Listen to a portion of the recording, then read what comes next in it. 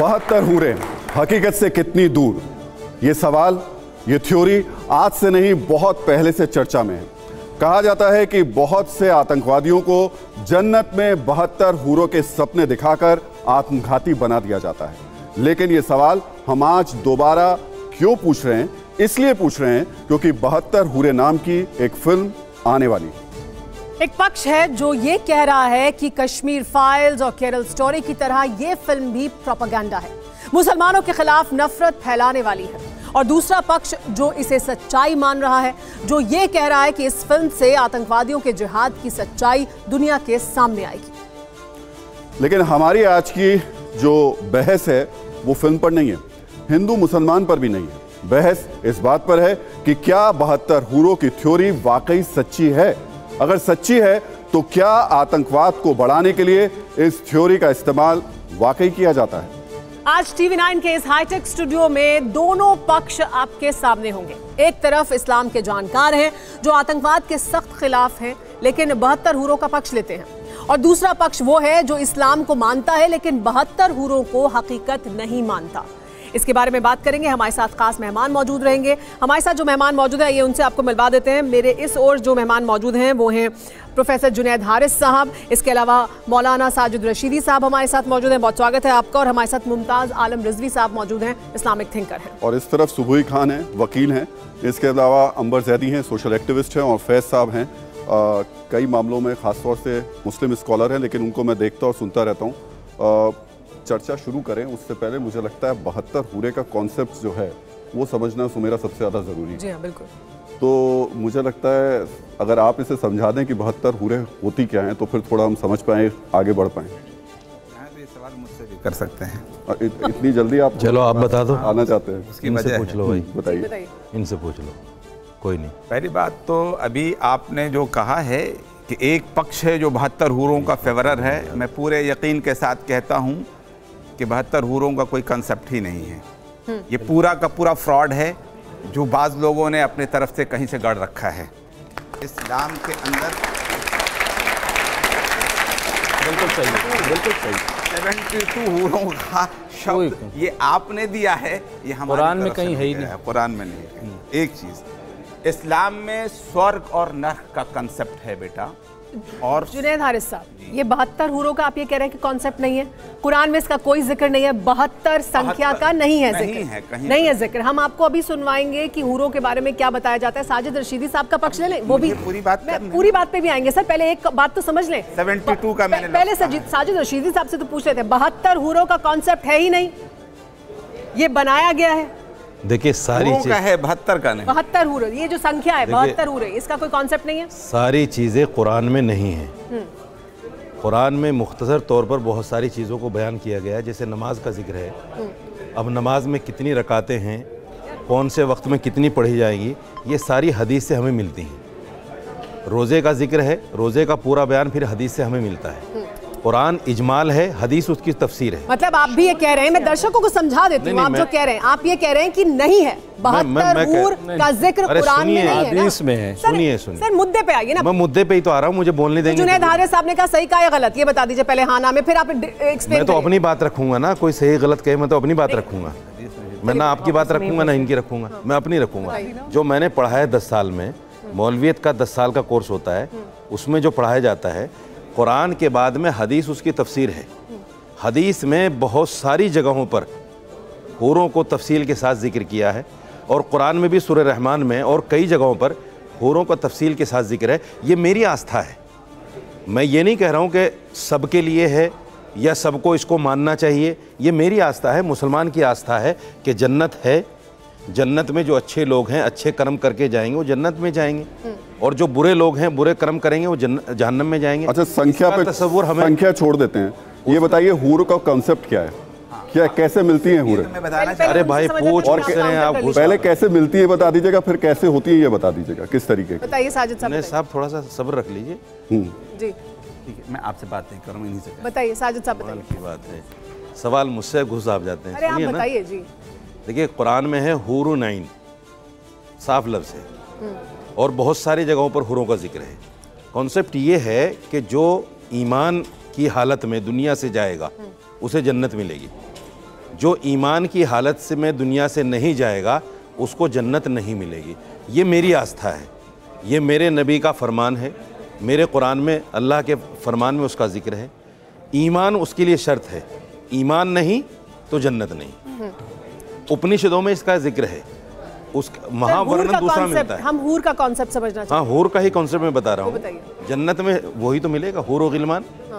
जन्नत में आदमी असल में क्या है कि देखिए, जन्नत एक ऐसी चीज़ है जैसे दुनिया में कहते हैं ना कि साहब ये जो भी मांगता है मिल जाता है। जन्नत एक ऐसा तस्वुर है, जब आदमी जन्नत में जाएगा, हदीस में इसका वर्णन ये मिलता है कि वहाँ इंसान जो ख्वाहिश करेगा वो उसको मिलेगा, और उसके लिए दुनिया में अल्लाह चाही ज़िंदगी गुजारना ज़रूरी है, कुरान के मुताबिक ज़िंदगी गुजारना ज़रूरी है, हदीस के मुताबिक। अगर करेगा आदमी तो जन्नत मिलेगी, और जो चाहेगा वो मिलेगा। जन्नत में जो चाहेगा वो मिलेगा, हूरें मिलेंगी, हूरें भी मिलेंगी, हूरें भी मिलेंगी। बिल्कुल। आप इस पर क्या कहना चाह रहे थे? कुरान की आयत में पढ़ रहा हूँ, वबश्शिरिल्लज़ीना आमनू व अमिलुस्सालिहात, और खुशखबरी है उन लोगों के लिए अन्ना लहुम जन्नातिन तजरी मिन तहतिहल अनहार, की जन्नत का जो पूरा का पूरा कि उसके नीचे नहरें बहती होंगी, ठीक है ना। कुल्लमा रुज़िक़ू मिनहा मिन समरतिन रिज़्क़न, वहाँ से उनको रिज़्क़ दिया जाएगा। क़ालू हाज़ा लज़ी रुज़िक़ना मिन क़ब्लु, ये तो वही रिज़्क़ हमको दिया जा रहा है जो इससे पहले दुनिया में भी मुतशाबिहन वअतू बिही मुतशाबिहन वलहुम फ़ीहा अज़वाजुम मुतहहरतुन। अब सुनिए, और अब मैं कंप्लीट कर लें, और वहाँ पर जोड़े भी अता किए जाए। देखिए, इंसान की बुनियादी ज़रूरत क्या है? भूख है, और इंसान की बुनियादी ज़रूरत जो फितरी ज़रूरत है वो सेक्स है। अब ऐसी सूरत में जो दुनिया के अंदर जो कुछ भी मिल रहा है, जो लोग दुनिया में को पीसफुल बनाने की कोशिश करेंगे, फसाद को ख़त्म करने की कोशिश करेंगे, ऐसे लोगों के लिए जन्नत है। और जाहिर सी बात है, उस जन्नत के अंदर जो कुछ भी दुनिया में हम बेहतर से बेहतरीन सोच सकते हैं, उससे भी बेहतर हमें अल्लाह ताला अता करने वाला है। वो जोड़े की सूरत में भी है, और वो खाने पीने की। आप ये कह रहे हैं जोड़े मतलब वो आदमी के लिए सिर्फ नहीं है, औरत के लिए भी, आप ये कह रहे हैं। लेकिन साजिद रशीदी साहब अलग बात करते हैं। अंबर जैदी, आप इत्तेफाक रखती हैं जो साजिद रशीदी साहब कह रहे हैं कि अगर आप ईमान पर जाएंगे तो जन्नत मिलेगी, और हूरों का कॉन्सेप्ट है कुरान में भले ही ना हो लेकिन हदीसों में जिक्र किया गया है। मैं भी कहता हूं हूरों का है, लेकिन वो मर्दों के लिए भी है, औरतों के लिए भी है। जी, हूरों को कॉन्सेप्ट जो कुरान में मिलता है, जो कि इस्लाम में जो भी मुसलमान है वो इस चीज़ में विश्वास रखते हैं, लेकिन जो मुद्दा है 72 हूरों की बात हो रही हो, जिसके बिना पे किस तरह से एक माइंडसेट को उपजाया जाता है, और जो ग्लोबली हम देखते हैं जिसकी वजह से शायद फिल्म बन रही है जिसके आधार पर, तो हमें मुझे लगता है उस पर बात करनी चाहिए, क्योंकि सब मुसलमान हैं, हूरों में विश्वास रखते हैं, कुरान में इस बात का जिक्र है।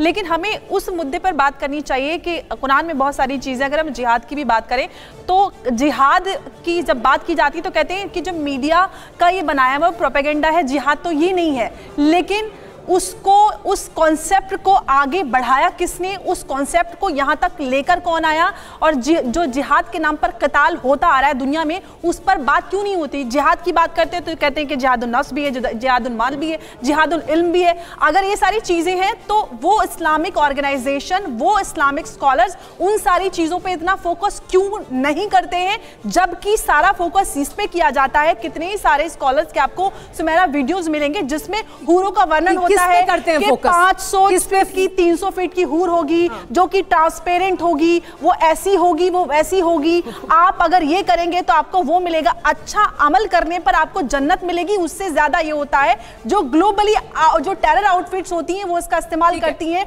टेररिस्ट माइंडसेट को बढ़ाने के लिए। मुझे लगता है कि जिम्मेदारी है कि हम उस पर बात करें, और एक जो एक फ्रूटफुल डिस्कशन है वो निकल के आना चाहिए। साजिद रशीदी साहब, देखिए, ये है दरअसल इस्तेमाल ऐसे हो रहा है।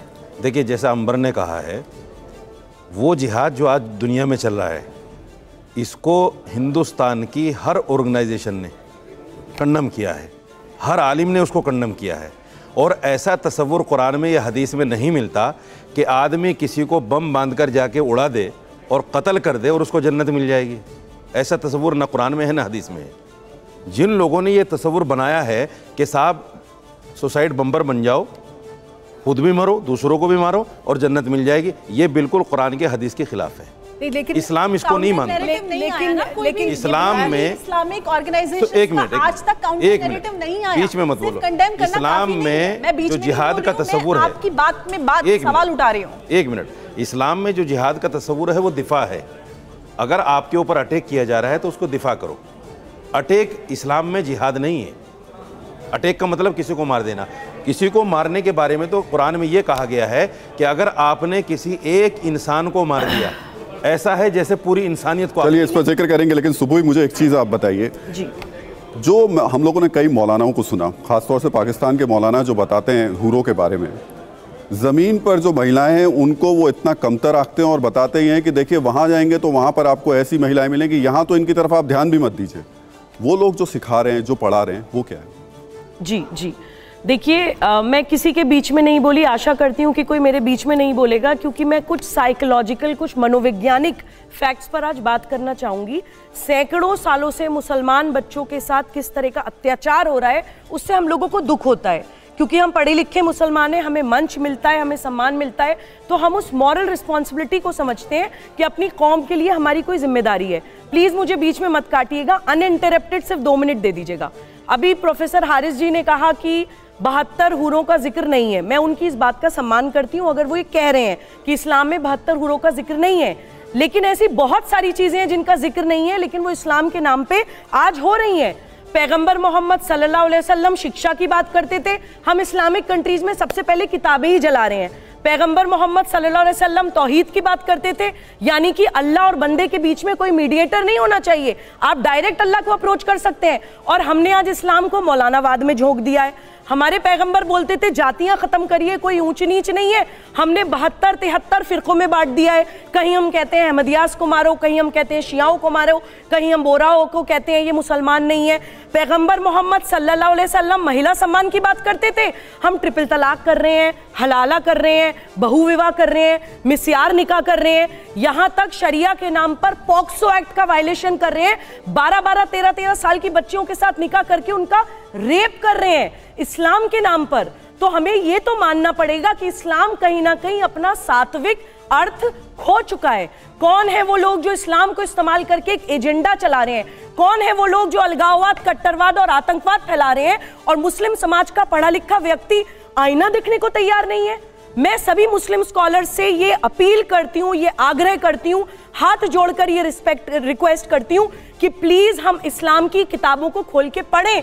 अभी साजिद साहब ने कुछ हदीसों की बात करी, सैकड़ों की तादाद में फैब्रिकेटेड हदीस हैं, सैकड़ों फैब्रिकेटेड फर्जी हदीस हैं जो मुसलमान बच्चे को पढ़ाए जा रहे हैं। हम उनमें भी आग नहीं लगाते, हम उनको भी उठा के डस्टबिन में नहीं फेंकते हैं। मेरा सवाल तो हमारे प्रॉफिट को ही तो सवाल करेंगे। आपने जो सवाल उठाया बड़ा गंभीर सवाल है।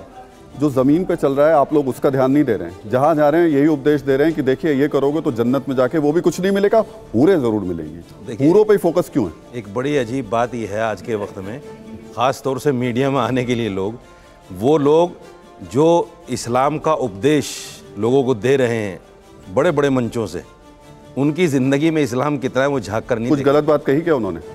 अरे उनकी अमली जिंदगी इस्लाम के खिलाफ है। उन्होंने कुछ गलत बात कही।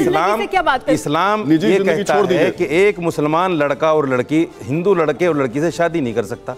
आप व्यक्तिगत अच्छा, हो तो नहीं, ये आस्था है, ये मुकम्मल इस्लाम है, व्यक्तिगत नहीं है, ये आस्था है। नबी पाक सल्लल्लाहु अलैहि वसल्लम ने ये फरमाया, देश का कानून भी होता है मौलाना इस्लाम मुसलमान के साथ ही मुसलमान की शादी जायज है।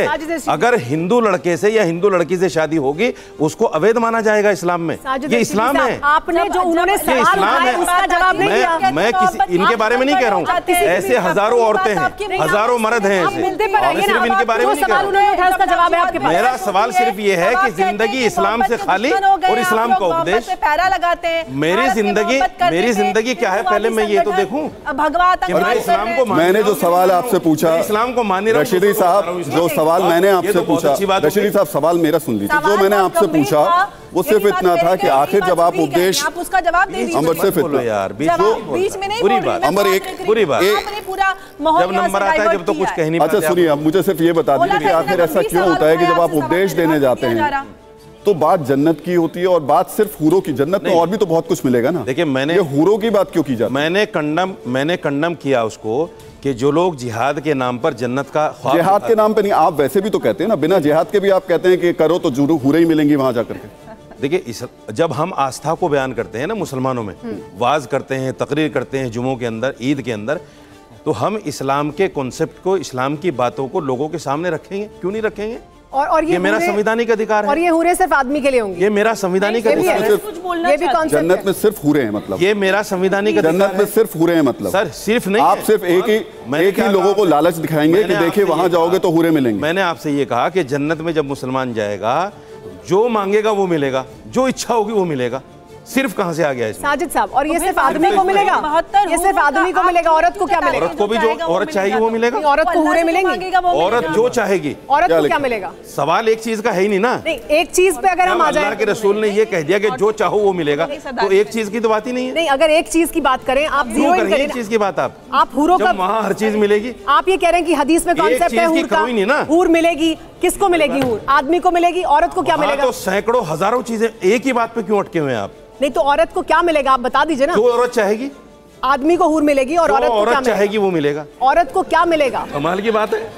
आप मानने को तैयार नहीं है। नहीं, कोई नाम तो दे दीजिए ना। ये कहती है, कुरान ये कहता है। रशीद साहब कोई नाम तो दे दीजिए। चाहेगा वो मिलेगा। आदमियों के लिए आपने हूरों का नाम दे दिया, खत्म हो गई। आदमियों के लिए हूर मिले, आदमियों के लिए आपने हूरों का नाम दे दिया, महिलाओं के लिए भी कोई नाम तो दिया होगा ना, कुछ तो होगा ना हूर की जगह नाम। वो नाम बता दीजिए। इच्छा अनुसार मिलेगा। क्या नाम होगा? जो भी इच्छा करेगी। हूर की जगह कोई नाम तो रखा होगा ना आपने उसका। जो भी इच्छा करेगी। चलिए एक बार मुझे लगता है इच्छा करेगा हूर के लिए, जो इच्छा करेगी वो मिलेगा। चलिएगा क्या हुआ? साजिद साहब आइए आपको एक डिबेट ऐसी दिखा देते हैं। बहुत दिलचस्प डिबेट हुई थी इसी को लेकर के, और यही पूछा गया था कि महिलाओं को तो हूर मिल जाएगी, पुरुषों को हूर मिल जाएगी, महिलाओं को क्या मिलेगा? आइए दिखा देते हैं। रशीदी साहब आइए। आगे बताइए। बस यही रहिएगा जी। बिल्कुल। आइए इधर आ जाइए। 72 हूरों वाली बात नहीं बताई कि वो 72 हूरों का जो बताया गया है मर्दों के लिए वो क्या है? क्या वो अय्याशी नहीं है वहाँ पे? और तो कुछ नहीं बताया कि ना शॉपिंग मॉल है ना लाइब्रेरी है। औरतों के लिए क्या है? फॉर एग्जाम्पल मैं बहुत अच्छे काम करती हूँ, सारे इस्लाम के रूल फॉलो करती हूँ, मैं जन्नत में जाऊंगी, मुझे वहाँ क्या मिलेगा? आप जन्नत में उन 72 हूरों की सरदार होंगी, और वो शोहर आपके बड़ा एजाज क्या होता है? वही शोहर आपके, तो ये सरदार होंगे। नहीं, इससे बड़ा एजाज क्या होगा? आपके शोहर भी इससे काम करते होंगे।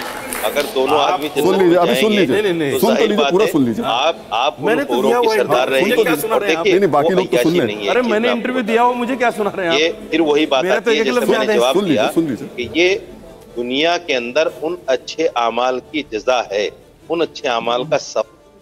वहाँ अय्याशी का तस्वुर भी नहीं कर सकता। मौलाना साहब, मर्दों के लिए 72 हूरें और औरतों के लिए वही वाला शौहर जो यहाँ पर है, ये तो बड़ी गलत बात है। औरतों को भी कोई चॉइस दीजिए ना, औरतों के लिए भी कोई अट्रैक्शन रखिए। क्या औरतों का दिल नहीं है? ये क्या बात हुई? औरतों के लिए वही शौहर, अगर शौहर के साथ ना बनती हो, बेशक बहुत नेक हो, लेकिन इस दुनिया में शौहर ना पसंद हो, किसी तरीके से उसके साथ जो है गुजारा कर लिया, वहां जाके फिर वही गले पड़ जाएगा। ये तो अजीब सी बात है। और आप लोग 72 हूरें लेके घूमेंगे। ये सवाल मुझसे नहीं बनता, ये सवाल मुझसे नहीं बनता। ये सवाल आप अल्लाह से कीजिए जिसने जन्नत में मुसलमान के लिए ये चीजें रखी हैं। ये सवाल अल्लाह से बनता है। देखिए मुझे सुन के हंसी भी आ गई मौलाना साहब, लेकिन रशीद साहब वो आपने बात ही ऐसी कही। अभी तक तो आपने ये कहा कि पुरुषों के लिए हूरें हैं। अब जो महिला ने पूछा आपसे, उसने कहा, आपने कहा आप हूरों की रानी बनेंगी। मतलब बड़ा एजाज कुछ हो सकता है औरत के लिए? मतलब आप 72 औरतों की सरदार बन रही हैं, इससे बड़ा एजाज क्या होगा भाई आपके लिए? मतलब करेंगे आप इसको एजाज ना समझे तो ना समझे। मैं आप बहुत गंभीरता के साथ बात कर रहा हूँ। इसका मतलब ये कि आप चाहते हैं कि महिलाएं वहां जाकर भी आपकी सेवा ही मैं नहीं चाहता हूँ वहां जाकर भी आपकी सेवा ही करें। आस्था पे चोट नहीं कर सकते आप, प्लीज आस्था पे चोट नहीं कर सकते। आप आस्था की आड़ नहीं ले सकते हमेशा आस्था की आड़ मत लीजिए। आप ये कह रहे हैं कि औरत इससे ज्यादा तसव्वुर नहीं कर सकती। क्यों औरत इससे ज्यादा तसव्वुर नहीं कर सकती? नकार नहीं सकते। वही बताइए, क्यों औरत इससे ज्यादा तसव्वुर नहीं कर सकती? ये मेरा संवैधानिक अधिकार है, आड़ मत लिया करिए। पौराणिक अधिकार है जी सुबुई बताइए। देखिए, मैं 72 हूरों के कॉन्सेप्ट पर आपसे पहले भी बोला था कि कुछ मनोवैज्ञानिक स्तर पे बात करना चाहती हूँ। बहुत ही छिछले स्तर पे ये लोग हंस के या सरकास्टिक स्माइल देकर एक्चुअली इस्लाम को बेइज्जत करते हैं। मुस्लिम कौम को भी देखना चाहिए कि कैसे लोगों के हाथ में हमने अपने मजहब की बागडोर दे रखी है। मुस्लिम कौम को ये मनन करना चाहिए कि हमने इस्लाम की बागडोर ऐसे मौलानाओं के हाथ में दे रखी है जो करोड़ों लोगों के सामने आकर नेशनल मीडिया पर इस्लाम को बदनाम करते हैं। आप बदनाम मैं कर रही हैं। आपको बताती हूँ, आप बदनाम कर रही हैं। मैं बताती हूँ ये क्यों ये कॉन्सेप्ट लाते हैं। मैं आपको अब साइकोलॉजिकल आप बदनाम कर रही हैं इस्लाम को। तर्क पे जवाब दीजिएगा। कहता है इस चीज को जो आपने किया। मेरी बात काटेंगे। मुझे ये जानते हैं कि अब मैं ऐसा कुछ बोलूंगी जो ये 7 जन्म लेके भी जवाब नहीं दे पाएंगे। एक सवाल मेरा काउंटर। आपने जब बोला तो वो बोली चुप रही। पहले सुनिए फिर बोलिएगा। जी पहले सुनिए। मैं जितने भी पढ़े लिखे, आप सही नहीं हो जाओगे। इस्लाम है। अरे बौखलाइए मत रशीदी साहब, सड़कों पर जवाब दीजिएगा। साजिद साहब आप बौखला रहे हैं। साजिद साहब मैंने तो करोड़ों लोगों के सामने इंटरव्यू दिया। साजिद साहब मैं बौखलाता नहीं। आप बौखला रहे हैं। ना बिल्कुल नहीं। एक मेरी बात सवाल ही पैदा नहीं। आप रुक जाइए। आप रुक जाइए। आप ये जबरदस्ती कहना कि बौखला रही हैं। आप उनकी बात सुन नहीं रहे ना। आप इस बात को मानती कि नहीं आप उनकी बात सुन नहीं रहे। आप भी मानती कि नहीं मानती? उनकी बात सुन नहीं रहे। ये जो मैं आस्था व्यक्त कर रहा हूँ आप भी मानती कि नहीं मानती? अपनी आस्था अपने पास व्यक्तिगत तौर पे रखिए। अभी हम एक मुद्दे पर डिस्कशन कर रहे हैं। नहीं मानती हैं? आप पहले उनकी बात सुनिए। आप भी मानती हैं कि नहीं मानती? पहले उनकी बात सुनिए फिर आप बोलिएगा। पहले उनकी बात सुनिए। आप मेरे से कोई नहीं बताएंगी। मैं नहीं, बिल्कुल नहीं मानती। नहीं, मैं बिल्कुल नहीं मानती। मैं बिल्कुल नहीं मानती। मैं बिल्कुल नहीं मानती। तो चीज है हो गया। जब आदमी फुटेज लेता है तो झूठ मंगाता है। आप झूठ बोल रहे हैं। सीधी बात है। आप झूठ बोल रहे हैं। आप रुक जाइए, सुन लीजिए। इस्लाम की सुबुई, मैं दावे के साथ कह सकता हूँ। आप बौखलाइए मत। उनकी बात सुन जिंदगी में इस्लाम नहीं मुसलमान कैसा? आप फिर जवाब दीजिएगा। ठीक है जी। देखिए, मैं जितने भी पढ़े लिखे मुसलमान युवा बच्चे हैं उनसे कहती हूँ गूगल पर जाइएगा। एक टर्म होती है ऑपरेंट कंडीशनिंग। वो क्या होती है? वो ये होती है कि किसी जानवर से या किसी स्टाफ से अगर आपको कुछ अनुकूल व्यवहार करवाना है, एक कुछ बिहेवियर, एक पैटर्न आपको उससे करवाना है, तो रिवॉर्ड एंड पनिशमेंट का एक कॉन्सेप्ट होता है, कैरेट एंड स्टिक का एक कॉन्सेप्ट होता है। यही है जन्नत की एक ग्राफिक डिटेल्स। 72 हूरें मिलेंगी, शहद की नदियां बहेंगी, दूध की नदियां बहेंगी अगर तुम ये करोगे तो। और फिर वो हराम हलाल की लंबी लिस्ट है।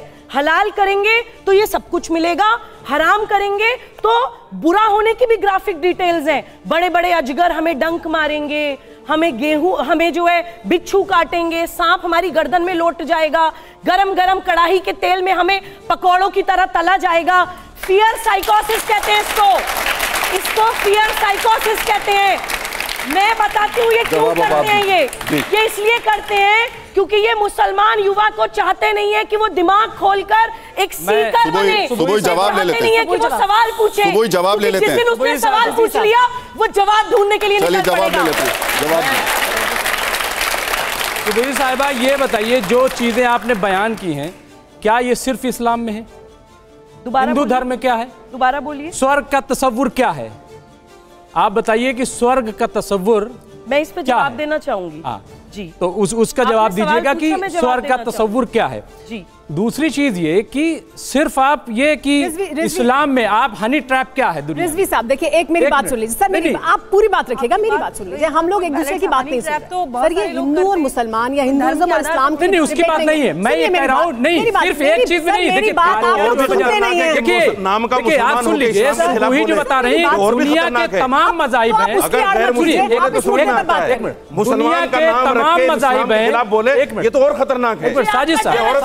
साजिद साहब किसी से तो डरे औरत एक मुसलमान का नाम रख के यही करती है। एक मिनट देखिए ऐसा है हिंदू में शादी करे बैठी है, इस्लाम की तरह से खिलाफ कर रही है। जवाब तो देने दीजिए। देखिए ऐसा है कि अच्छाई और बुराई, नेकी और बदी, इसका तस्वुर यहाँ भी है। ऐसा नहीं है यहाँ क्यों अवार्ड मिलते हैं लोगों को, क्यों पद्मश्री मिलता है, क्यों जो है भारत रत्न मिलता है? अच्छे काम के लिए मिलता है ना। बम तो ये क्या? एक मिनट तो कौन कह रहा है उनको बम बांधने वालों को मिलेगा? यही तो तो कर दिया मौलाना साहब, यही तो समझाते हैं, इन्होंने कर दिया। तमाम वो जो फिल्म आ रही है ना, वो जो फिल्म आ रही है 72 हूरे जो सुन लीजिए 72 हूरे जो फिल्म आ रही है, सुनिए ना, सुन लीजिए। आपको टीआरपी का मतलब ही नहीं पता होगा साजिद साहब, आपको टीआरपी का मतलब भी नहीं पता होगा। नहीं, मेरे पहले मेरी बात सुनिए। 72 हूरे जो फिल्म आ रही है वो किस बात पे आ रही है? वो इस बात पे आ रही है, उसमें बताया गया कि ओसामा बिन लादेन कोर्ट में गए जाकर के 32,000 का आंकड़ा दिया और कोर्ट में गए कहा 3 है, अब ये 72 लेकर के आ गए। हो गया, क्यों हो गया ना? अब 72 हूरे की मैं बता देता हूँ आपको। 72 हूरे देखिए ऐसा ना मैं वैसे लॉजिकल बात कर रहा था। साजिद साहब, मैं डरने वाला आदमी नहीं हूँ, आपको पता नहीं। आप मुझे धमका रहे हैं क्या? आप मुझे धमका रहे हैं? आप मुझे धमका रहे हैं? आप मुझे धमका रहे हैं? आप मुझे धमका रहे हैं? आस्था पर बात करोगे तो आप मुझे धमका देंगे? आस्था पर बात आप गलतफहमी में साजिद साहब, मैं डरने वाला पत्रकार नहीं हूँ। मैं भी डरने और आप वो जो मौलाना होंगे ना, जिन्हें डराने वाले लोग हैं, उनको आप जाके डराइए। आप मुझे डरा सकेंगे? नहीं, आप मुझे सवाल पूछने से डरा रहे हैं। मैं आपकी आस्था पे नहीं आ रहा हूँ। क्या आपकी आस्था उन आतंकवादियों से है? आपकी आस्था उन आतंकवादियों से है? उनको खुद अपने गिरबान में आपकी आस्था उन आतंकवादियों से है? मेरी नहीं है। तो फिर क्यों उनका समर्थन कर रहे हैं? क्यों उनका समर्थन कर रहे हैं? आप क्यों नहीं मानते उसको? आप क्यों उनका समर्थन कर रहे हैं? मुझे सवाल पूछने दीजिए। मैं कंडम कर रहा हूं, क्यों नहीं मानते? सवाल तो पूछने दीजिए। मुझे सवाल तो पूछने दीजिए। मैं पहले ही कंडम कर चुका, आप फिर सवाल कर रहे हैं। मैं कह रहा हूं सवाल पूछने दीजिए ना। मुझे तो सवाल पूछना है, वो सवाल क्यों नहीं करूंगा? आप जवाब नहीं दे रहे ना सीधे। कंडम कर चुके, आप सीधे जवाब दीजिए। मैंने कहा है कि अगर बम मानकर कोई जाता है, इस्लाम नहीं मानता उसको। मैं कह चुका। आप बार-बार उसी सवाल को ला रहे हैं। अरे तो आप क्यों ला रहे हैं? अरे तो आप किसी दूसरे से सवाल नहीं पूछ रहे हैं। बिल्कुल लाऊंगा मैं, क्योंकि आपको दिक्कत हो रही है उससे। क्यों नहीं मानते? आपको दिक्कत हो रही है उससे। आपको टीआरपी मिलेगी। टीआरपी नहीं मिलेगी। इस देश में, दुनिया में तमाम लोग बम फाड़ के इसी वजह से मर जा रहे हैं अपने से। कौन मर रहा है? अरे कितने आतंकवादी रोज मरते हैं। वो जन्नत में थोड़े जाएंगे। मैं खुले आलम कह रहे हैं ना आप ये बात? मैं कर रहा हूं खुले आलम कह रहे हैं ना ये बात? मैं कश्मीरी जिहाद को भी कंडम करता हूं, मैं पाकिस्तानी जिहाद को कंडम करता हूं, जिहाद को कंडम करता हूं। लेकिन आप मानोगे नहीं ना। आप लफ्ज़ आखिर नहीं है, मानोगे ही नहीं। आप आखिरी लफ्ज़ नहीं है। आपको इसी से टीआरपी मिलती है। आप आखिरी लफ्ज़ नहीं है। साजिद साहब, आप यहाँ खड़े होकर के अगर किसी पत्रकार को टीआरपी का तो खेल है। ऐसा सुनिए ना, आप यहाँ खड़े होकर जब मुझे धमका सकते हैं, यहाँ खड़े होकर आप मुझे धमका सकते हैं, तो बाहर जाके आप क्या करेंगे मुझे ये बताइए ना। यहाँ खड़े होकर आप मुझे धमका रहे हैं, क्या कर सकते हैं हम? अरे आप मुझे यहाँ खड़े होकर जब आप धमका रहे हैं तो बाहर तो कुछ भी कर सकते हैं आप। जो झूठ पे झूठ बोले उससे क्या कर सकते हैं? झूठ नहीं है। फैज साहब बताइए। अच्छा ठीक है, सुन लेते हैं। फैज साहब एक बात, लाइए इस्लाम के खिलाफ लाइए ऐसे लोगों को जो नाम के मुसलमान आपने कहा वो पूरी तो होने दें। मैं जिम्मेदार थोड़ी, पूरी तो होने दें। नहीं तो मैं जिम्मेदार। साजिद साहब देखिए, आप लफ्ज़ आखिर नहीं है ना, आप लफ्ज़ आखिर नहीं है। आखिर नहीं, जो नहीं है ना, का जवाब दिया जा चुका, बार-बार वो सवाल मत कीजिए आप। बोलिए रिजवी साहब। मैं ये कह रहा था कि जैसे बीच में मत बोलिए। यहाँ भी अगर पद्मश्री दिया जाता है, भारत रत्न दिया जाता है, क्यों दिया जाता है? अच्छे काम के लिए दिया जाता है। तो अगर इसको आप क्या नाम देंगी कि वो ब्रेन वॉश कर रहा है? नहीं, एक मिनट, तो अच्छे काम के लिए अगर ब्रेन वॉश भी होता है तो इसमें कोई बुराई है? अगर स्कूल गुरुकुल में बच्चे क्यों जाते हैं, क्या उसको हम कहेंगे कि ब्रेन वॉश किया जाता है एक धर्म के लिए? या मदरसे में जाते हैं ब्रेन? देखिए आप समझिए इसको, बात को, कि अच्छे काम के लिए अगर कोई बात कही जाती है उसको आप ब्रेन वॉश नहीं कह सकते, उसको आप इल्म कहते हैं, उसको आप तालीम कहते हैं। और तालीम हासिल करना, बार बार आप कह रहे हैं कि हूरों की बातें, कहां इस्लाम में हूरों की बातें? पहले तालीम की बात की गई इस्लाम में, आप उसको देखिए। और दुनिया में जो साइंस आज है वो इस्लाम की वजह से, आप पढ़ के देखिए। आप पहली यूनिवर्सिटी आप जाके देखिए, पहली यूनिवर्सिटी उज्बेकिस्तान में, मैं वहां पे गया हूं, कुछ यहाँ नहीं था हिंदुस्तान में। पहली यूनिवर्सिटी जो है उज्बेकिस्तान में कायम है, आज भी जा करके आप टूर कर लीजिए। ठीक है रिजवी साहब, इस पर जवाब ले लें, आप जवाब ले लेते हैं। सुबह आप जवाब, मैं इस तरीके और वापस आएंगे, वापस आएंगे। बोलिए, सुनिए तो, ओपेनहाइमर का नाम सुना है? एटम बॉम्ब का आविष्कार किया था, फॉर्मल स्टेटमेंट दी थी कि भगवत गीता पढ़ के मैं मोटिवेट हुआ था और तब एटम बॉम्ब का आविष्कार किया था। क्या बोलते हैं आप? जाके अपनी पहले नॉलेज बढ़ाइए, मैं आगे क्यों बोलना चाहती हूँ। अरे आपके दूसरे सवालों का जवाब दे रही हूँ। बताओ नौजवानों, आइटम बम अच्छा है कि बुरा है? अरे पूरी दुनिया जो है उसको बारूद के ढेर में खड़ा कर दिया, ये अच्छा है या बुरा है बताइए? अरे क्या अच्छा है? तो सिक्योरिटी, फिर सिक्योरिटी आ गई ना, तो यही इस्लाम सिखाता है दिफा। अरे क्यों दिफा करो, लेकिन दिफा करो रिजवी साहब अपने। अरे आपकी उस बात का जवाब था कि इस्लाम से पहले साइंस ही नहीं थी। जीरो का आविष्कार किसने किया है? जाकर पढ़िए। कम से कम भारतीय ये कब कहा सुबह? ये उन्होंने नहीं कहा कि साइंस नहीं थी। ये उन्होंने कहा ही नहीं कि साइंस नहीं थी। ये उन्होंने कब कहा?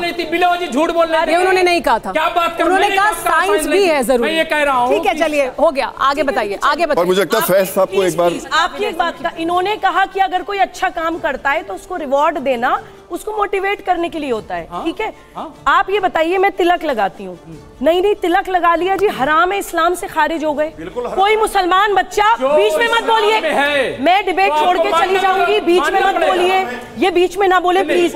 मैं बहुत लॉजिकल बात अभी आपके मुंह से निकलवाऊंगी, मुसलमान बच्चों को सुनवाना चाहती हूँ मैं आपके मुंह से। इनकी आवाज कम करिए, आवाज कम करिए। अच्छा सुनिए तो, चलिए, अरे और तो सुनिए, आगे जिंदगी जिना करेंगे आप इस्लाम की नजर में। सुन लीजिए, पूरी जिंदगी नहीं रहे। सुन लीजिए, आप हर किसी को क्यों धमका देती हैं?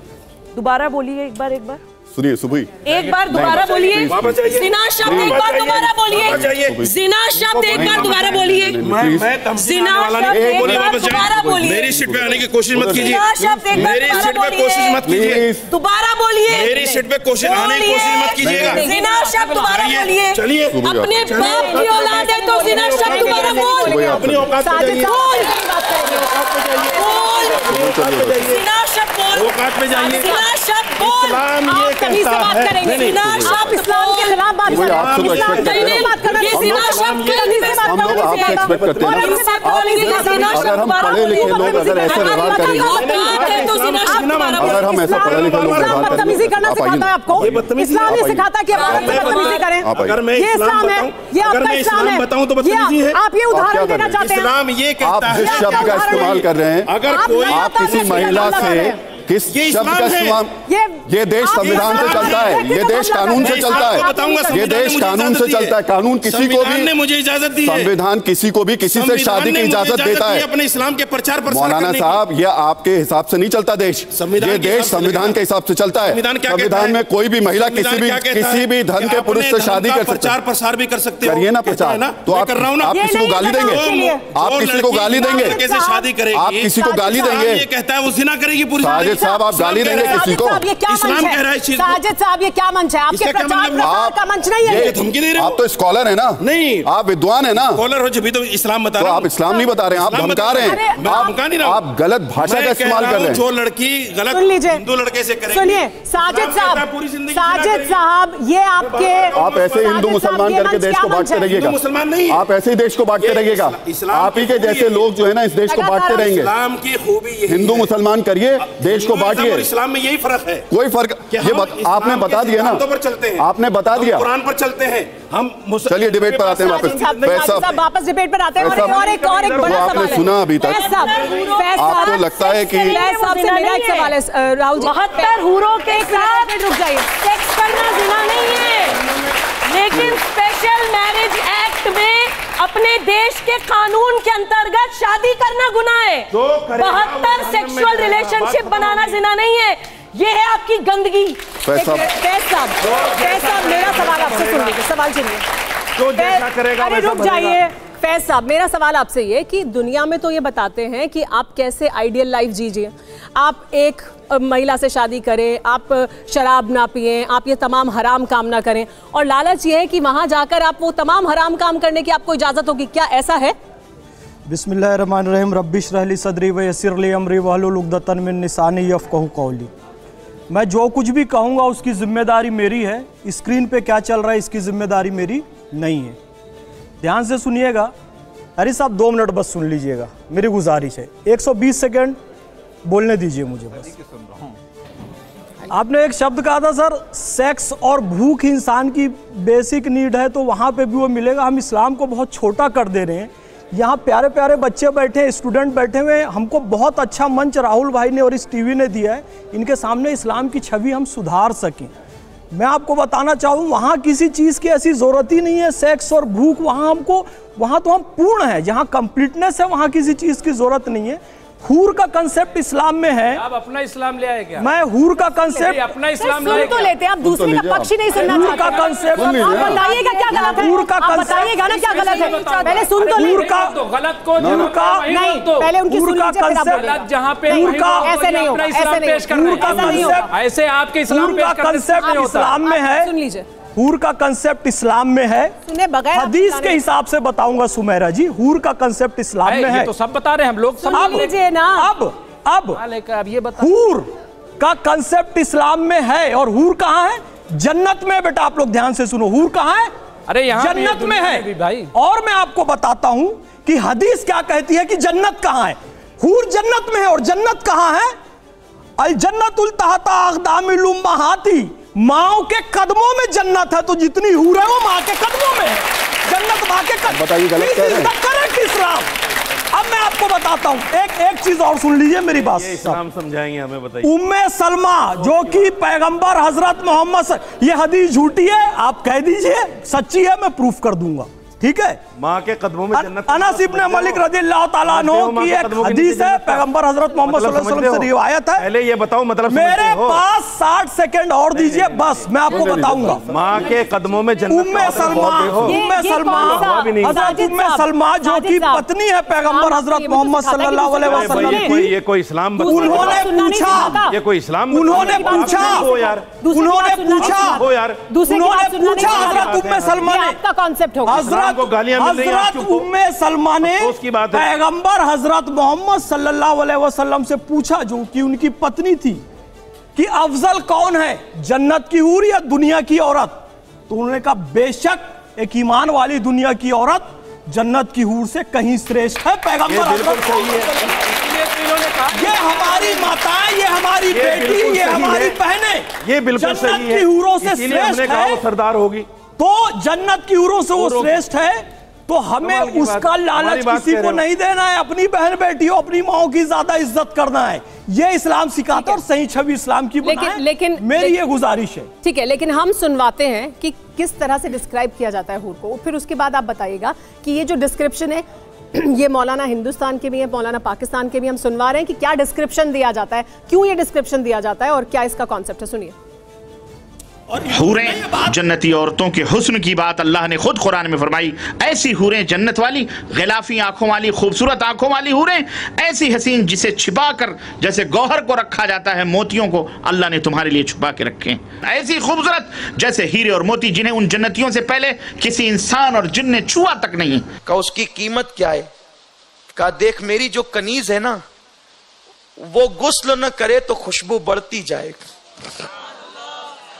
वो मिसवाक और मंजन न इस्तेमाल करे तो उसके मुंह की खुशबू बढ़ती जाए, वो कभी मरेगी नहीं, और जिस दिन मैं उसके साथ हो गया मैं भी मरने से बच जाऊंगा। का वो कनीज कौन सी है, जरा हमें भी तो बता दें।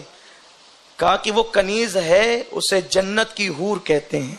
उन औरतों की मिसाल और हुस्न जमाल ऐसा होगा जैसे खूबसूरत मोती हो जिनको छुपा के रख दिया हो, उन पे कोई गर्द गुबार ना हो। खूबसूरत मोती हो ना, उनको आप छुपा के रखें तो उनकी शाइनिंग में, उनकी चमक में कोई कमी वाक़ई नहीं होती।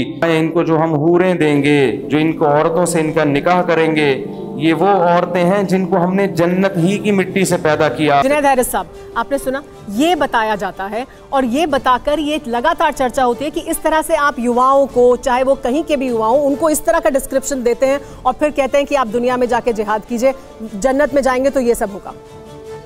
देखिए, इस दुनिया को दारुल अमल कहा गया है, यानी एग्जामिनेशन का ज़माना कहा गया है कि इस दुनिया को बेहतर से बेहतरीन बनाने की कोशिश करो। इस्लाम की जो पूरी जीवन व्यवस्था है वो ये है कि दुनिया कैसे खूबसूरत से खूबसूरत तरीन होती चली जाए और अमन को कायम किया जाए और फसाद को रोका जाए। अस्सलामु अलैकुम की इब्तिदा ही करता है।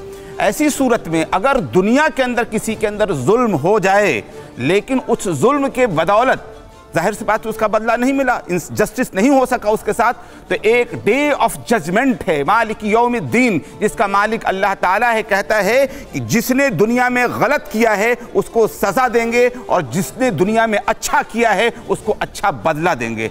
अब अच्छा बदला जो चीज़ है वो क्या चीज़ है? ज़ाहिर सी बात है वो जन्नत की सूरत में है। और जन्नत के अंदर बिल्कुल मैं अपनी बात पर पूरी तरीके से हूँ कि जो कुछ भी दुनिया में हमने महसूस किया है, खाने पीने, पहनने, ओढ़ने और सेक्स के हवाले से, वो सब उससे आला दर्जे की बदले में देगा, इसलिए कि वो अल्लाह देने वाला है। इस तो ये चीज, ये कंसेप्ट है, इसके अलावा और जुनैद हारिस साहब, हारिस साहब, क्योंकि आप बहुत कुछ कोट कर रहे हैं, मेरा आपसे एक सवाल है, हुरुल ऐन क्या मतलब होता है इसका?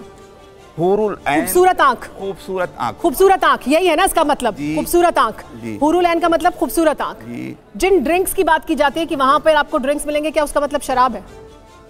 क्या मतलब है उसका शराब है? बेहतरीन ड्रिंक्स, बेहतरीन शरबत, बेहतरीन क्या शराब है उसका मतलब? बेहतरीन ड्रिंक्स भाई, जिसमें खुशबू आती होगी, जैसे दुनिया के शराब के अंदर बदबू आती है। जी जी जी, ये नहीं है, ये नहीं है, ये नहीं है ना इसका मतलब? ड्रिंक मैं बता रहा हूं। अब मुझे बोलने दें, अब आप वो जवाब देना चाह रहे हैं कुछ और, वो कह रहे हैं मेरे पास इसका अलग जवाब है। भाई मुझे एक बात तो कंप्लीट कर लेने दें।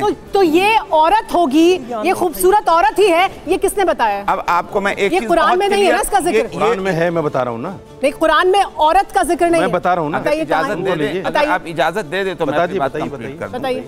आप लोग बेटा ट्रांसलेशन पढ़ते हैं, मैं आपसे कहूंगा कि इंग्लिश का ट्रांसलेशन जाकर के यूसुफ अली का देख लीजिए, असद साहब का देख लीजिए, उसमें साफ साफ लिखा हुआ है हूर की जहां पर मीनिंग की जाती है कंपेनियन। कंपेनियन का मतलब आप क्या समझते हैं? अच्छी तरह जानते हैं, स्पाउस, जोड़ा लिखा हुआ है। एक सवाल नहीं जुनैद साहब आगे बढ़ते ना, एक सवाल का जवाब दीजिए। Companion only for main, not for women, for both, companion for both के लिए है ये। फिर क्यों सिर्फ आदमी को बताया जाता है 72 रूम मिलेगी? ये कौन से मौलाना बताते हैं? बताइए। ये मैं कहां बताया कि महिलाओं को क्या मिलेगा? अरे भाई, तो आप रशीदी साहब से बात कर रही हैं, मुझसे बात कर? रशीदी साहब ने एक बात कही, आप मुझसे बात अगर कर रही हैं, मैं आपको बता रहा हूं कुरान में। हारिस साहब इसका जवाब दीजिएगा, आप भी दीजिएगा, बताइए। कुरान ये कहता है हूरुन ऐन कामसालिल लुलुइ मकनून जज़ाअम बिमा कानू यामलून। पढ़ा है आपने कभी? पढ़ के देखिए। आप बताइए ना। हूरुन ऐन का मतलब आंख नहीं है। अच्छा, हूरुन ऐन का मतलब है वो औरतें जो जन्नत में अच्छे अमल का बदला मिलेंगी, वो औरत मुराद है, ऐन मुराद नहीं। ऐन का मतलब एक नहीं होता, ऐन के 10-10 मीनिंग है, अगर कुछ जानकारी हो। और आगे कुरान ने कहा जज़ाअम बिमा कानू यामलून, ये आपकी उन चीजों की जजा है जो दुनिया में आपने अच्छा किया है। जुनैद हारिस साहब इत्तेफाक नहीं? ये मुफ्ती साहब ने जो बयान सुनवाए हैं आपने, ये उन आयतों का तर्जुमा बताया उन लोगों ने, आप उसको गलत वे में ले जा रहे हैं। जज़ाअम बिमा कानू यामलून जो ये कह रहे हैं, बिल्कुल इस दुनिया में जो कुछ हम अमल कर रहे हैं उसका बदला है, इसमें क्या शक है? और वो जिहाद कहाँ अब रह गई बात? लेकिन औरत होगी ये कहाँ है? जिहाद कहाँ बताया? औरत होगी ये कहाँ है? लिखा है औरत होगी, डिस्क्रिप्शन है। वो तो खूबसूरत आंख आदमी की भी हो सकती है ना, आदमी की भी हो सकती है। औरत है ये कहाँ है? जिहाद कहाँ बताया उन्होंने? नहीं नहीं, आप डांटने क्यों लगते हैं? ये कहाँ है? मुझे आप डराने क्यों लगते हैं? आप लोगों को डराने क्यों लगते हैं? ये बताइए, आप डराना क्यों शुरू कर देते हैं? जिहाद में लेके जा रहे हैं आप डराना क्यों शुरू कर देते हैं? मुझे ये बताइए ना, आप डराना क्यों शुरू कर देते हैं? किसी की बातें भी तो बताइए। साजिद साहब डराना क्यों शुरू कर देते हैं? क्यों टीआरपी देने? साजिद साहब टीआरपी, आपने सिर्फ एक बात उनकी, ये जो आप शब्द, नहीं मुझे बताइए, आपका जो तर्जुमा कर दिया, अभी आप कहाँ बोल रहे हैं, किसके सामने बता रहे हैं? आप डराते क्यों लोगों को? कॉन्सेप्ट क्या है? साजिद साहब डराते क्यों लोगों को, मुझे बताइए। यही ये आगे पीछे का कॉन्सेप्ट जो है, इसी पर तो सवाल है, इस पर तो सवाल है। अंबर जैदी को सुन लेते हैं। निकालो किसी आस्था को चोट पहुंचे। मेरा सवाल ये है, अभी जुनैद हारिस साहब ने कंपेनियन की बात की, अगर इसको कोट कर दिया जाए तो गोया कि कुरान कह रहा है कि नमाज ही न पढ़ो, लेकिन उसका आगे है कि नमाज के करीब मत जाओ कि जब नशे की हालत, तो पूरा जो है कंप्लीट। जब आप कॉन्ट्रडिक्ट कर सकते हैं, आप बताइए क्या मैं गलत कह रही हूँ? क्या ऐसा है कि सिर्फ औरत के बारे में डिस्क्रिप्शन है वो? अरे भाई, जब मर्द को मिलेगा तो औरत किसके साथ रहेगी? तो औरत को क्या मिलेगा? यही तो सवाल है। दिखाया उतना ही सामने आ गया सब कुछ। औरत को मर्द मिलेगा, ये बताइए ना, यही नहीं बताते ना आप, ये नहीं बताते ना। बताइए ना, बता तो रहा हूँ। ये साजिद साहब नहीं बताते। सिर्फ हूर का नहीं है, हूरो गिल्मा भी कहा। हिंदुस्तान में कुछ नहीं था क्या? आपने ये लफ्ज कहा है ना, ध्यान रखिएगा। हिंदुस्तान में कुछ नहीं था, तक्षशिला थी, नालंदा थी, तक्षशिला नालंदा हिंदुस्तान में था। आपने कहा हिंदुस्तान में कुछ नहीं था, जब उज्बेकिस्तान में लोग जंगल में घूम रहे थे ना, हिंदुस्तान में नालंदा और तक्षशिला विद्यालय था, ऑन रिकॉर्ड है, और मैं रिकॉर्डिंग निकलवाऊंगा, रिकॉर्डिंग निकलवा के बताऊंगा। हिंदुस्तान में कुछ नहीं था कहते हो आप? नालंदा और दक्षिणा विश्वविद्यालय जानते हो? ठीक है, उज्बेकिस्तान से आया था बाबर, मैंने कब कहा? जंगल था, कुछ नहीं था वहां पर। मैंने कब कहा? वहदत की लय सुनी थी दुनिया ने जिस मकान से मीरे अरब को आई ठंडी हवा जहां से नहीं है। मेरा आप भी निकल आइए मैदान की तमीज नहीं है। एक औरत से कैसे बात की जाती है? जिनाकारी शब्द का इस्तेमाल करते हैं एक औरत के लिए। शर्म नहीं आती आपको? शर्म नहीं आती? बैठ जाओ। आप स्पेशल बैरिकेड नहीं जानते हैं, भारत का संविधान नहीं जानते हैं। इन्होंने थप्पड़ मारा आपको गरीब आगे ये हमला तमीज नहीं है आपको। किसी औरत से कैसे बात करते हैं? बिल्कुल तमीज नहीं है। और हदीस और कुरान रखने का तरीका नहीं है आपको। आपको टीआरपी चाहिए इसलिए आप यहाँ आते हैं। आपको टीआरपी चाहिए इसलिए आप यहाँ आते हैं।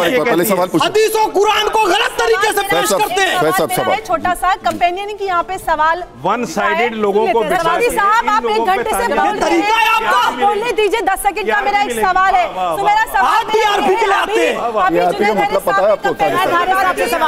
जुनैद हारिस साहब से सवाल है। मिलेगा। अब चुप हो जाइए, आपका हो गया ड्रामा। आपने जन्नत में मिलने वाले जुनैद हारिस साहब से सवाल कर रही है। यही पाकिस्तान के स्कॉलर दुनिया वाला जो कंपेनियन जो होता है, जो जीवन साथी होता है, बीवी के लिए क्या बोलते हैं कि तुम पसीने में रहकर दिन भर सड़ी रहती हो। वो बीवी जिसके ऊपर आप बच्चे पैदा करने की जिम्मेदारी, पूरा घर संभालने की, रोटी बर्तन झाड़ू पूरे खानदान की जिम्मेदारी डालने के बाद आप कहते हैं कि वो बीवी सड़ी हुई पसीने में घूमती है, उस बीवी के कोई हुकूक नहीं है, उस कंपेनियन की कोई हैसियत नहीं है। आप सिर्फ जन्नत में मिलने वाले कंपेनियन को आप बड़ा उसका 3D डिस्क्रिप्शन दिखाते हो। तो क्या जिम्मेदारी इस्लाम में औरत की जिम्मेदारी नहीं रोटी पकाना। जवाब देंगे। इस्लाम में औरत की जिम्मेदारी नहीं रोटी पकाना। ये कहते हैं कि औरत की जितनी जिम्मेदारी नहीं झाड़ू पोछा करना। इस्लाम में नहीं ले आओ। तो ये तो आप दुनिया में मिलने वाले कंपेनियन की हैसियत बताते हैं। और जन्नत में मिलने वाला कंपेनियन ऐसे स्कॉलर जो दुनिया में रहने वाले अपनी ही औरतों की कोई हैसियत नहीं बताते, उस पर आपका मुंह सिल जाता है। आप कैसे बैठे रहते कि इस्लाम पर आप बेइज्जती करते हैं? अरे आप कभी अपनी बहन बेटियों के लिए आप बोलिए। यही स्कॉलर जब अपनी बहन बेटियों की हैसियत लगाते हैं ना कि जितनी मिले उतनी ले आओ, यही जो अभी 72 यूरो का डिस्क्रिप्शन दे रहे थे ना 3D, तब आपको मुंह से कुछ नहीं निकलता। आप दुनिया में जो ऊपर मिलेगा कंपेनियन, उसकी आपको कितनी फिक्र है? उसके लिए आप जहन साजी करते हो। और जो बीवियां होती है उनके साथ क्या करते हो? नमक ज्यादा हो गया, तलाक दे दो। हमें 4 की जा रही है, आपको दिक्कत क्या है? क्यों नहीं दिक्कत? भारत में किसी को नहीं मिलेगी, किसी के साथ भी अत्याचार नहीं होने देंगे। आप इस्लाम के नाम पर किसी भी महिला के साथ अत्याचार नहीं कर सकते। इसीलिए नसीब की बात है साजिद साहब, इसीलिए आपने ऊपर भी जो है अपना इंतजाम करवा के रखा हुआ है। ऊपर भी पुरुषों का होगा, ऐसे लोगों का नहीं मेरा है। नहीं, महिलाओं को जो है उनको भी रानी बनाएंगे आप बुरों को। गालियां दें, हम जवाब सुन लेते हैं। इस पर जुनैद हारिस साहब भी कुछ कहना चाह रहे थे, बोलिए।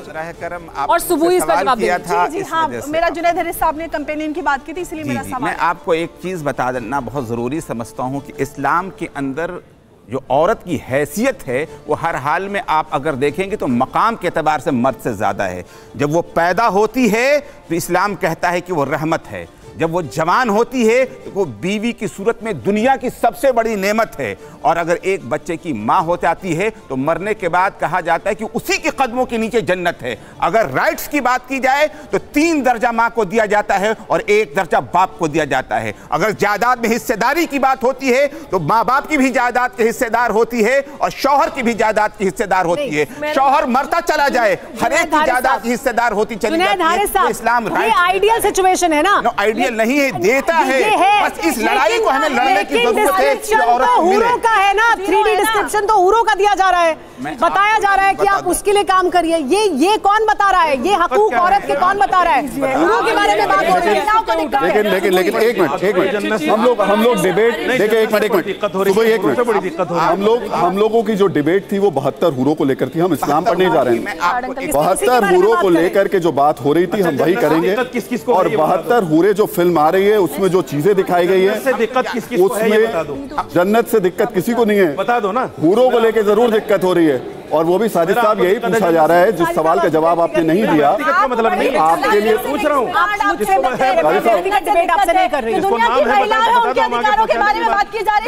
जन्नत उन लोगों से है जो सिर्फ एक तरह का इंटरप्रिटेशन बताते हैं लोगों को, सिर्फ एक। आप आदमियों के बारे में बताते हैं, औरतों को नहीं बताते, उनके हक नहीं बताते। जुनैद हारिस साहब ने बहुत अच्छी बात बताई, लेकिन हकीकत में क्या होता है? जी देखिए, प्रोफेसर हारिस जी को मैं बहुत सम्मान करती हूँ क्योंकि वो बहुत रैशनल बात करते हैं और मुझे काफ़ी उम्मीदें हैं कि शायद वो इस कन्फ्यूजन को दूर करने में कहीं ना कहीं मददगार साबित होंगे। मैं डिबेट के बाद भी आपके साथ बैठना चाहूँगी ताकि हम इन सब्जेक्ट्स पे और बात करें। देखिए, मैं बार बार यही कह रही हूँ कि मेरी लड़ाई या अंबर की लड़ाई या फैज़ जी की लड़ाई यही है कि हम इस्लाम के उस सात्विक रूप को इम्प्लीमेंट करना चाहते हैं। प्रॉफिट मोहम्मद सल्लल्लाहु अलैहि वसल्लम अपनी बेटी बीबी फातिमा के कमरे में जैसी वो आती थी उठ के बैठ जाते थे उनके सम्मान में, और इनके जैसे मौलाना भी महिलाओं के लिए क्या शब्द इस्तेमाल कर रहे थे? कनीज। महिलाओं की फिगर को डिस्क्राइब कर रहे थे कि ऐसी फिगर होगी, ऐसी उनकी नसें दिखाई देंगी और वो कनीज होंगी, यानी कि सेक्सुअल स्लेव्स होंगी। 72 को भी एक आदमी गुलाम बना लेगा तो वो बनेंगी। ये इनका कॉन्सेप्ट है, इसके खिलाफ हमारी लड़ाई है। आपने बोला कि जन्नत से किसको दिक्कत है, मैं उस पर भी कुछ बताना चाहती हूँ। देखिए, जन्नत से दिक्कत मुझे है। मुझे जन्नत से दिक्कत इसलिए है क्योंकि वो इस्तेमाल हो रहा है माइंड वॉश करने के लिए। फियर साइकोसिस क्यों क्रिएट करते हैं आप? होली के रंग खेल लिए तो हराम है। अगर मुसलमान बच्चे के होली का रंग लग गया तो डराते हैं कि इतना गोश्त अल्लाह ताला निकाल के तुम्हारा जलाएगा। मुसलमान बच्चा नाच नहीं सकता, गा नहीं सकता, ड्राइंग पेंटिंग नहीं कर सकता, आर्ट क्राफ्ट कल्चर की किसी एक्टिविटी में पार्टिसिपेट नहीं कर सकता।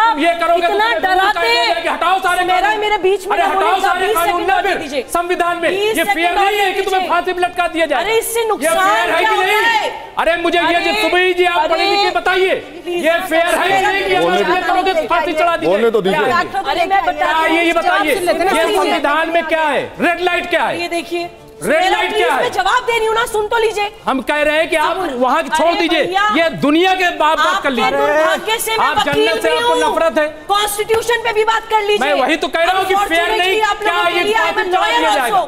आपको उम्र कैद दी जाएगी। सुमेरा, मैं इसको जवाब देना चाहती हूँ। आपने अपनी बात रख ली ना, अब उनकी भी तो सुन ले। बात पूरी नहीं हुई। पूरी नहीं हुई। आप तो सब कुछ कह दिया। आज तक एक जन्नत में बिलीव नहीं है। 20 सेकंड में डराया जाता है, डराया नहीं जाता है। 20 सेकंड उनकी बात सुनिए, फिर आप जवाब दीजिए। 20 सेकंड बोलिए। नुकसान ये होता है कि आतंकवादी, अपनी माँ के पेट से कोई आतंकवादी पैदा नहीं होता। मुसलमान बच्चे को पहले आप अलगाववादी बनाते हैं, वो ये नहीं कर सकता, वो नहीं कर सकता, उसके दोस्त कम हो जाते हैं, उसका दिमाग संकुचित हो जाता है। अलगाववाद के बाद उसको कट्टरवादी बताया जाता है। जो तुम सोच रहे हो वही सही है, बाकी सारी दुनिया गलत है। दोनों तरफ उसके ब्लाइंड्स लगा दिए जाते हैं, बेचारा इधर उधर देख नहीं सकता। फाइनल स्टेज में उसको आतंकवादी बनाया जाता है। इस सुन लेते हैं,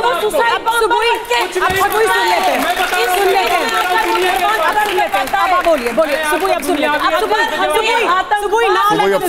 सुबह आपने बोला आपके 20 सेकंड पूरे हो गए, अब सुन लेते हैं। खत्म करनी पड़ेगी। सुबह अब सुनने करनी पड़ेगी। सुबह एक बार सुन लेते हैं। जी, मैं कह रहा हूं कि जहां तक डराने का कॉन्सेप्ट है, माँ बाप अपने बच्चों को भी डराते हैं, ये करोगे तो गलत रास्ते पे चले जाओगे, लेकिन उनको किस लिए? ताकि वो अच्छे रास्ते पे चले। तो और जो मुल्क होता है, सरबराह जो संविधान होता है, एक मिनट नहीं है, मैं कह रहा हूँ बिल्कुल गलत है। अगर इस्लाम कह रहा है, अगर एक मिनट मैं क्या कह रहा हूँ सुबह जी, एक मिनट मैं क्या कह रहा हूँ, लकुम दीनकुम, एक मिनट लकुम दीनकुम वले दीन, एक मिनट इनके आंख और कान बंद हो गए। साजिद भाई, लकुम दीनकुम वले दीन, एक मिनट हमारे में ताली बजा देना भाई जरा। लकुम दीनकुम वले दीन, अगर हमारा दीन हमारे साथ, तुम्हारा दीन तुम्हारे साथ। उनको हमारा दीन अगर ये कहता है, एक मिनट, कि नाचना गलत है, हमारा दीन अगर ये कहता है कि नाचना गलत है, तो ये हमारा दीन कहता है ना। हम कह रहे हैं कि हम गलत है, ये हमारी आस्था। फिर इस्लाम क्या कह रहा है? वले दीन तुम्हारे साथ है। अगर तुम्हारा दीन कहता है कि नंगे होकर नाचो तो नाचो, हम कहाँ आप नाचिए। अरे मैं देखिए मैं क्या कह रहा हूँ, आप फिर चलिए, आप फिर यहाँ चलिए, ये हमला है, तुम्हारे साथ ये हमला है। सुबह वहीं पर रहेगी। अब ये दूसरे इस्लाम से खारिज करते हैं। कोई वहीं से हलवाई तो वहीं से बात करेंगे, वहीं से बात मेरी बात का जवाब दीजिए सुबह साहबा। मैं क्या कर रहा हूँ? थ्योरी में नहीं, मैं थ्योरी नहीं, मैं बता रहा हूँ, प्रैक्टिकल करवा दीजिए। मैं दुनियावी एतबार से कह रहा हूँ, दुनियावी एतबार से भी मैं तो दुनियावी एतबार से समझा रहा हूँ कि नहीं, बताइए आप। मैं एक स्कॉलरी आपको बता रहा हूँ कि नहीं, दुनियावी एतबार से। माँ बाप क्या चाहते हैं कि बुरे के साथ जाओ, और अगर जाओगे तो क्या कहते हैं, जब छोटा होता है तो कहते हैं आंख से जला देंगे, नहीं कहते बच्चों को कि अगर ये करो। अरे भाई ऐसा है, पॉजिटिव मोटिवेशन, आप बच्चे माँ बाप बनो और फिर पता चलेगा आप बच्चे माँ बाप बनो।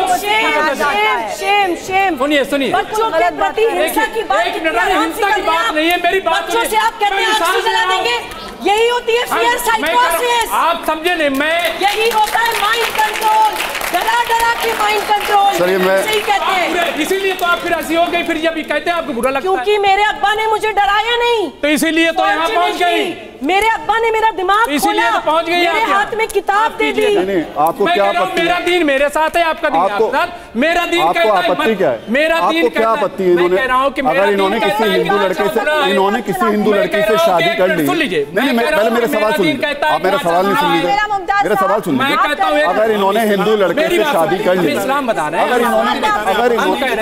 अगर मेरा सवाल सुन लीजिए, अगर इन्होंने हिंदू लड़के से शादी कर ली तो बात कर रहे हैं, मुझे कोई दिक्कत नहीं है, मुझे कोई दिक्कत नहीं। मैं इस्लाम की बात कर रहा हूं। इनको गाली दे रहे हैं, नहीं गाली नहीं, आप गलत तरीके के शब्दों का इस्तेमाल कर रहे हैं। इस्लाम कहता है, जाती बात नहीं है ये, मेरी यही बात तो गलत है। ये मेरी बात, ये जो माहौल क्रिएट कर रहे हैं इस देश में, उधर से जो बात आएगी वो अच्छी होगी, इधर से जो आएगी वो गलत। एक मिनट, अब आप रुक जाइए, सुनिए, इधर से जो आएगी वो गलत होगी और उधर से जो आएगी वही अच्छी होगी। उसी पे ताली बजेगी, ताली आप पे भी बजी थी, रखा है ना। आरजू काजमी पे जो बोला गया था ना, आपने जो बोला उस पर ताली बजाई थी इन्होंने, सुन के। सारी दुनिया जो पाकिस्तान में आप बोल रहे थे, इंटरव्यू दे रहे थे, उस पर इन्होंने तालियां बजाई थी। अरे साहब, उन्होंने तालियां बजाई थी, टीआरपी को आप जो बोल रहे थे उस पर इन्होंने तालियां बजाई थी। आप तो बहुत समझते हैं, आप तो बहुत समझते हैं।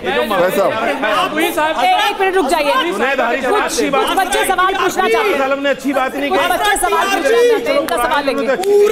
पूरे डिबेट में 100 बार टीआरपी का प्रयोग किया है, खुद को टीआरपी चाहिए, तब आप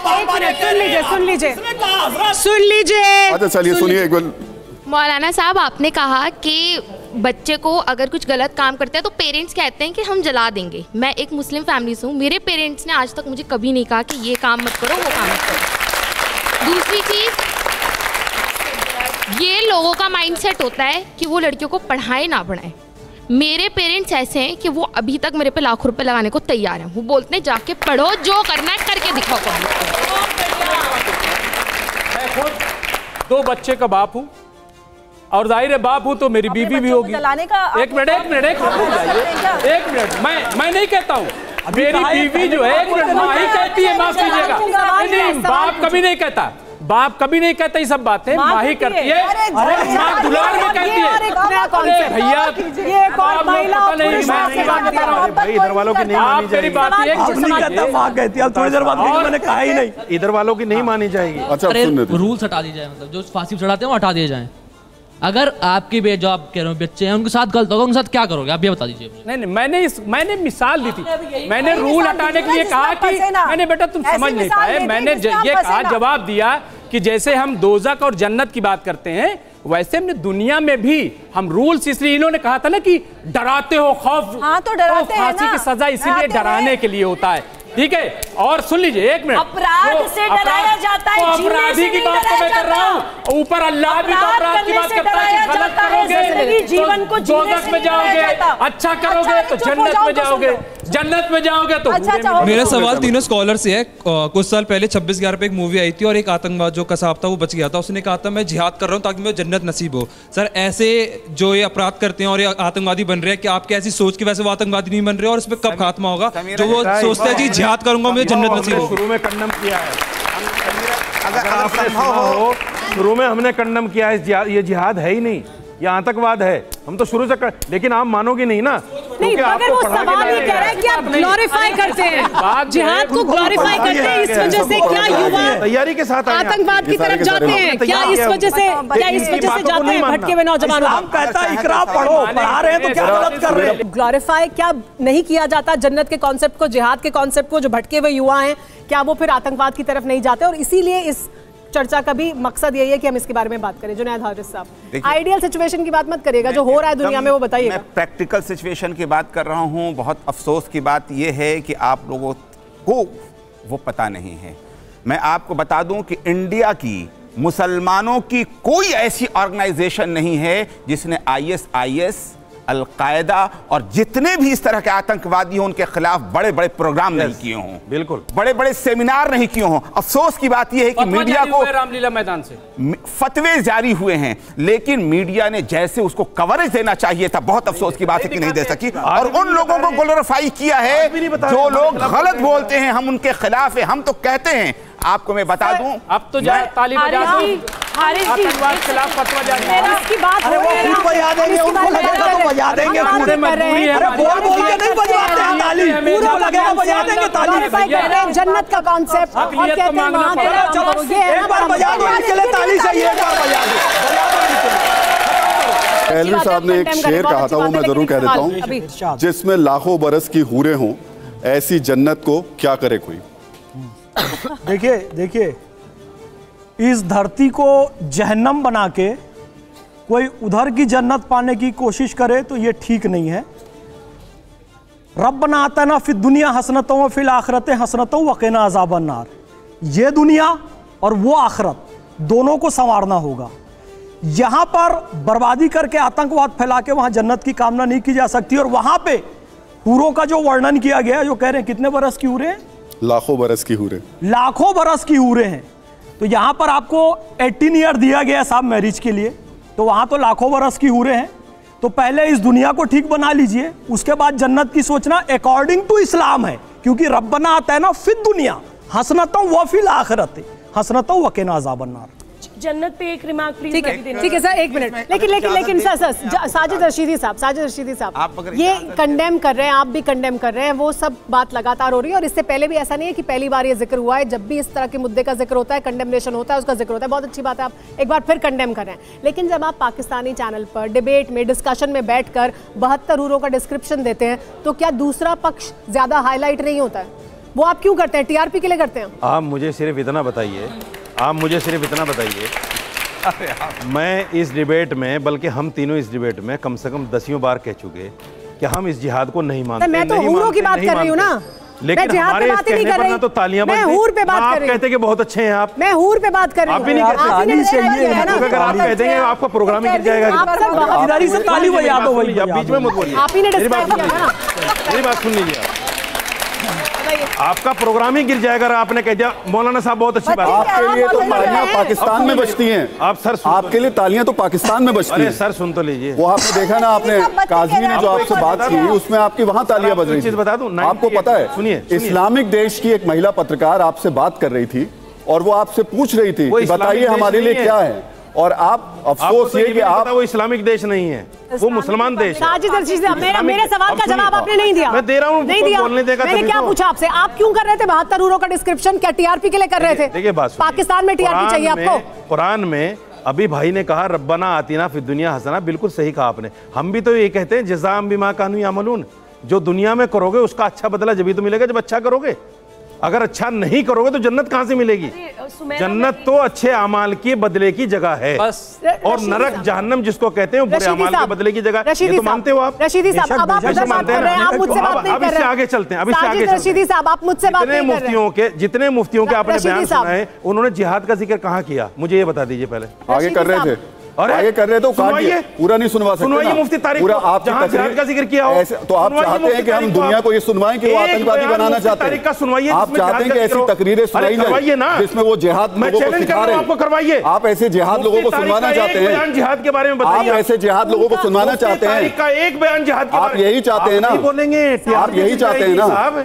आप यही चाहते हैं? टीआरपी प्रोग्राम कौन देखेगा? अरे यही चाहते हैं आप, अगर आप मेरे खिलाफ नहीं बोलेंगे, जिहाद वाली तकरीरें जो हैं वो दुनिया में प्रसारित हो। प्रोग्राम ही जब देखा जाएगा, जाकिर नाइक की तकरीरें आप चाहते हैं पूरी दुनिया में फैले, मुसलमान के खिलाफ बोलोगे जब भी तो देखेंगे लोग। जाकिर नाइक की तकरीरें आप चाहते हैं टेलीविजन पे चले, साजिद साहब मुसलमान को आप यही चाहते हैं ना? भटक रहे हैं आप, मुद्दे से भटक रहे हैं, मुद्दे से भटक रहे हैं। इस्लाम को बहुत अच्छे से, इस्लाम को बहुत अच्छे से स्थापित करने के लिए इतना अच्छा मंच आपको दोबारा नहीं मिलेगा। आप पॉजिटिव, आपको शायद नहीं, आप पॉजिटिव इस्लाम को इनके सामने बहुत अच्छे रख सकते हैं, इतना अच्छा मंच आपको नहीं मिलेगा। आप निगेटिव कह रहे हैं, आरएसएस आपको बताता है। पॉजिटिव मोटिवेशन, निगेटिव मोटिवेशन को आपको समझना चाहिए। पर्सनल अटैक आरएसएस ये करता है, उन्होंने शादी किससे की, वो किसके साथ बैठती है, ये फिर वही बात, ये वही बात, मैं नाम भूल गया, गली मोहल्ले में पान ठेले में जो लोगों को कोई काम नहीं रहता है तो उसकी बीवी क्या करती है, इसकी बीवी क्या करती है, वो इसके साथ बैठती है, वो लड़की क्या करती है, आप यही हरकत करते हैं। एक प्रोग्राम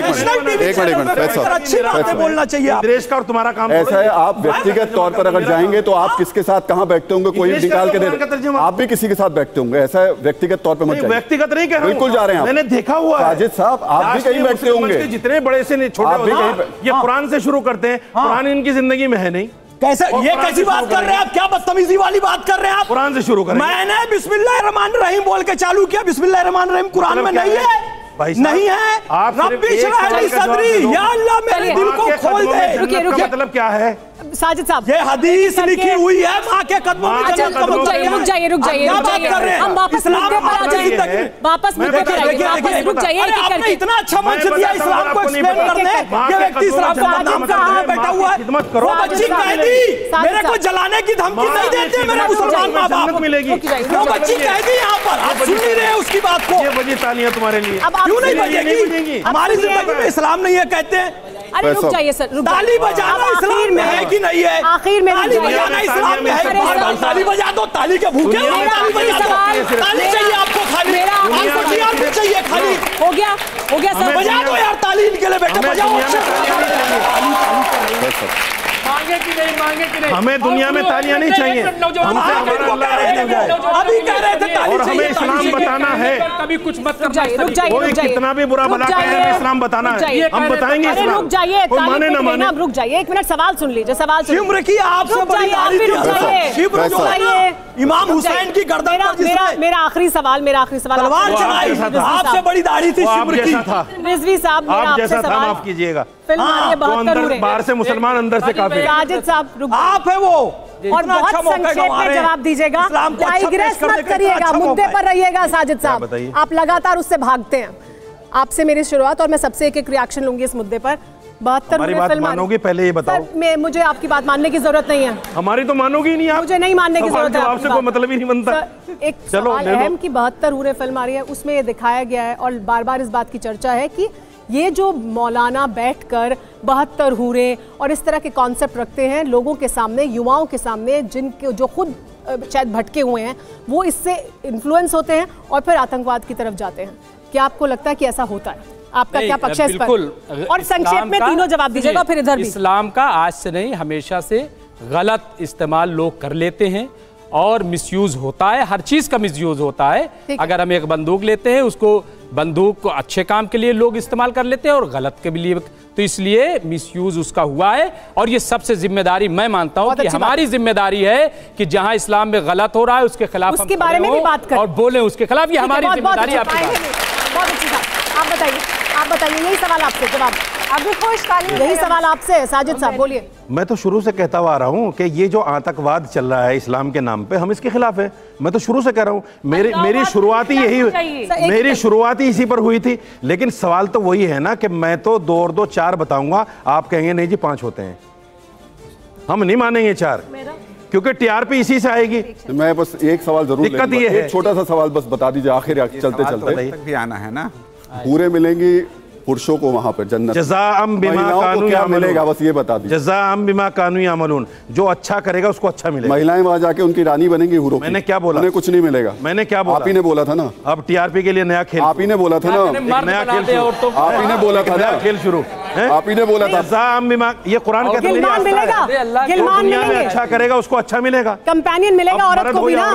औरत को वहाँ मर्द बना दे जन्नत, औरत को भी कंपेनियन मिलेगा ना। अल्लाह ताला औरत को क्या मिलेगा या नहीं, क्या पता क्या दे दे, और वहाँ मर्द बन जाए, और जो यहाँ मर्द है औरत बन जाए।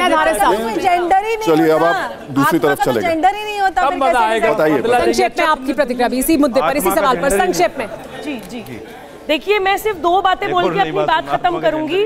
पहली बात, आप लोग सिर्फ आतंकवाद को कंडेम करते हैं। जिस दिन आप लोगों ने कट्टरवाद और अलगाववाद को भी कंडेम करना शुरू कर दिया, उस दिन समस्या का समाधान हो जाएगा।